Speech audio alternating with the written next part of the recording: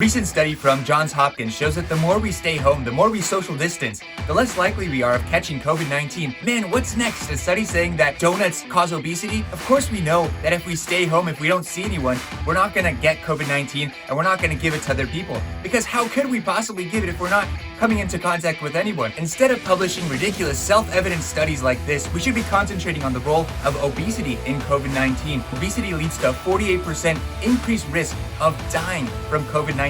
And many of the factors contributing to obesity are, of course, self-inflicted: binge eating, eating lots of junk food, not getting out to exercise. And these are choices that people make.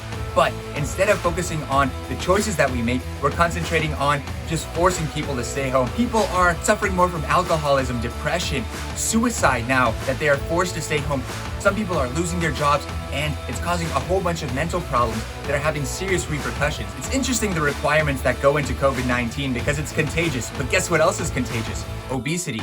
And there are several studies backing this. But we're forced to wear masks for COVID-19. At the same time, we weren't forced to wear blindfolds whenever we were at school and another kid was stuffing his mouth with chicken nuggets. Instead of combating COVID-19 by combating obesity, adults are glorifying obesity and ignoring the factors that contribute to it. Adults are binge eating all the time. The brilliant minds at Johns Hopkins should be coming out with studies that help us get healthy on our own to prevent us from getting COVID-19. A study on the correlation between body fat and dying from COVID-19 would be interesting. Or perhaps a study on how much sugar we eat and the likelihood of suffering from the complications of COVID-19. But instead, we're getting studies that say that if you see people or touch people, you're more likely to get sick or get them sick. Well, everyone knows this.